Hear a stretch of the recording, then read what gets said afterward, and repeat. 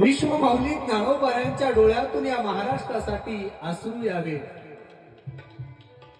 आणि त्या काका समोर हात जोडलेत. काका, अहो मला भूक लागली म्हणून मी भिक्षा मधुकरी मागत नाही.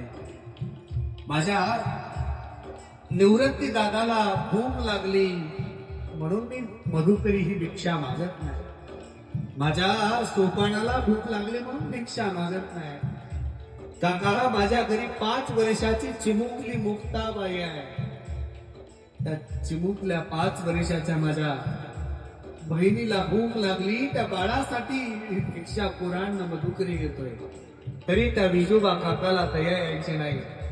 ते कुराण घ्यायचा, माझी भाकर घ्यायचा आणि फुटा सगळं त्या भाकरीवर पाय द्यायचा विशोबा काका. विश्वमाऊली ज्ञानोबारायांच्या डोळ्यातून पाणी यावं आणि राग आलेला आहे ज्ञानोबारायांना. सिद्धपीठात गेले आणि बस आता या महाराष्ट्रासाठी, आळंदीसाठी जीवन जगायचं नाही. ताटी लावली, दरवाजा लावला आणि समाधिस्थ बसलेले आहेत ज्ञानोबाराय.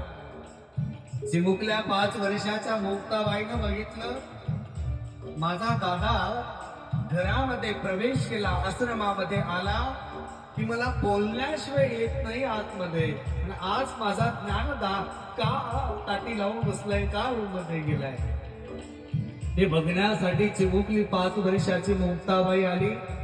ज्ञानोबारायांचा राग बघितला, ते क्रोध बघला आणि ज्ञानोबारायांना 5 वर्षाच्या चिमुकल्या मुक्ताबाईने उपदेश केलाय.